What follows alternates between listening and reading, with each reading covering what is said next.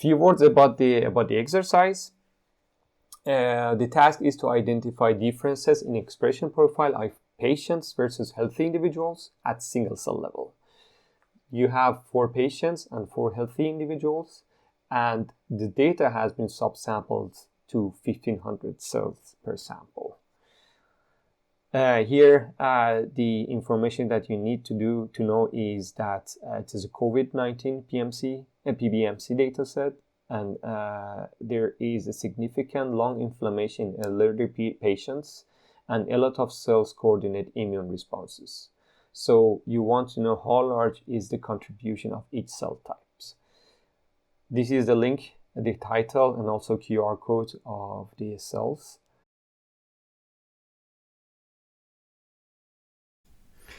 Okay, so in order to run this practical part, we need to create a Conda environment. That's one option.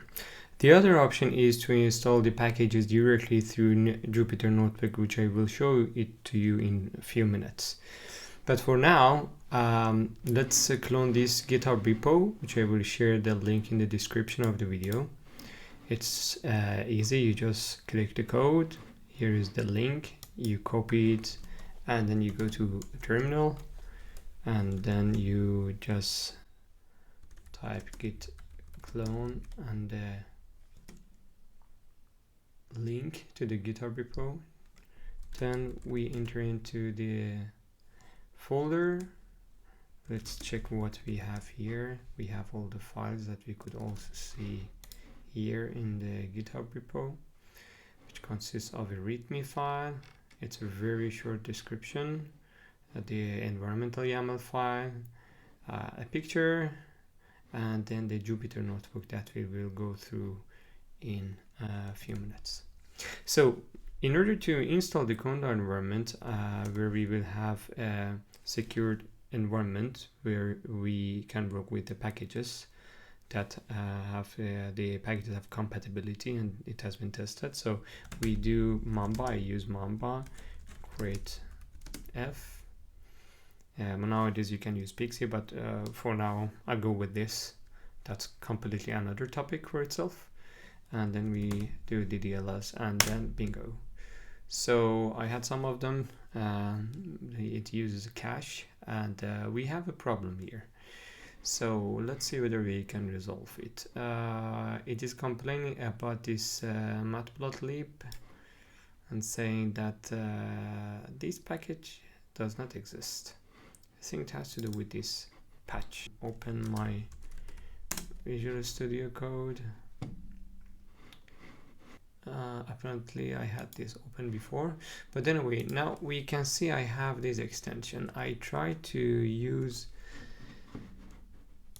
regular expression in order to remove all of these characters after the package and the version. So by pressing this dot and star, you activate regular expression. So with this, it detects everything which starts with equal and pi, and then whatever comes after. I need dot star, and then replace everything or remove it. So there we go. We have only one left, and I save this. I go back to the terminal, and then I rerun. Since things are working now, I just say confirm to install these 130 packages, which are dependencies of the packages that we have listed. It requires 134 MB, which I have enough space. While the installation is ongoing, I can open the Jupyter Notebook for you. And maybe we can go through what we are going to do.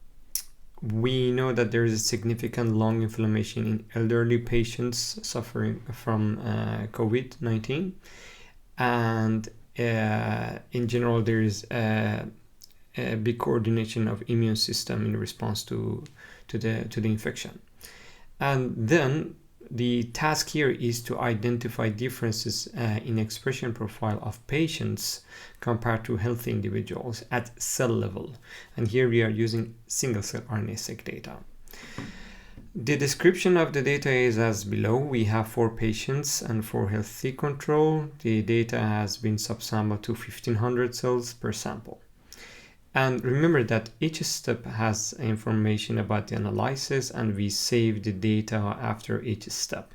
It may not be necessary to do so, because if you are going to run the whole workflow, you can just run and then save the ultimate, the final file to the disk, which you will be used for further downstream analysis in future. Anyway, so what you're going to do is to go through these steps that I have highlighted as bullet points. Obviously, we start with loading the data, and then we do some QC to assess the quality of the data and identify the low quality cells. And we do the actual filtering in the filtering steps, where we remove the cells and genes that do not meet the certain quality threshold. Then we do the doublet detection.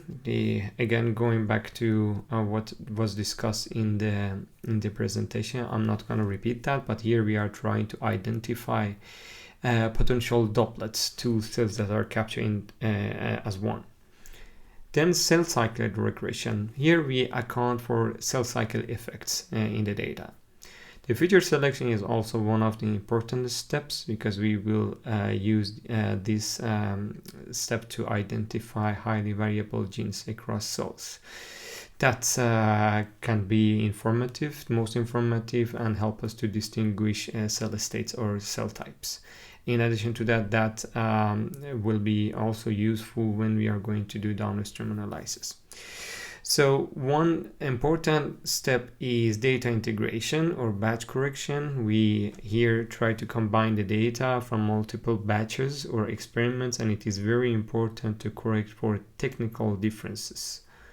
The dimensionality reduction is the next step, where we reduce the complexity of the data by using PCA, UMAP, which these can be completely an independent topic for themselves. I'm not gonna dive into that, but with this type of information or summary of the data, we will be able to visualize and analyze patterns in a low dimensional space. Last but not least is differential expression, which is the ultimate goal of this practical, to identify genes showing the differential expression between the cell populations and the groups that we have. I mean patients versus healthy individuals. Okay, now the Conda environment has been installed. And let's go back to the to the Jupyter notebook. And here is another way that you can install the required packages. So in the code chunk, you just run pip install, and remember that you need to have the exclamation mark if you're running like a bash type command. So we need to select the kernel. Now that we have installed the Conda environment, I expect to see that here when I select Python environment. Let's see, yes, we have scRNASeq DDLS course 2024. And then, as you could see, all of those errors or indicators disappeared from the package names. So the way that we use packages in Python is by importing them. So here we import, for example, numpy as np, and that becomes the name that we call the functions in this Jupyter notebook that I will show you briefly as we go through the chunks. And so on. So there are some packages which are specific for a single cell. For example, we import the scmpy as a C. Scmpy external comes with some additional functions or methods as sce. Then we have plotting using seaborn, matplotlib.pyplot, and so on. And then for integration, we use Harmony Python, because Harmony is also available in R.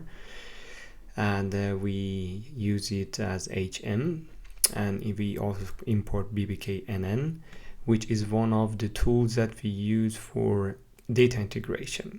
And when it comes to clustering, these are the packages that we need to have in order to perform the clustering.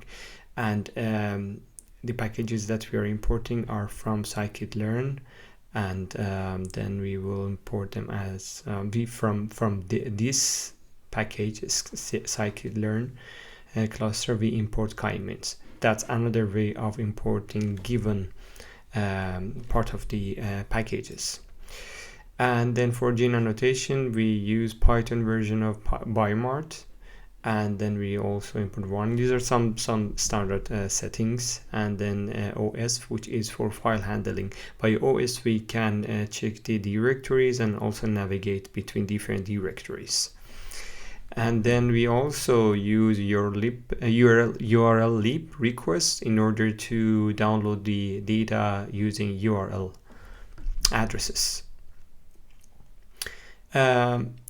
We also can do some settings for the matplotlib, and that's how we do it. We want to have a given resolution, and then we set the face color as well, and whether to print the header or not. These are some general settings which doesn't really have anything to do with the single-cell RNA-seq data analysis.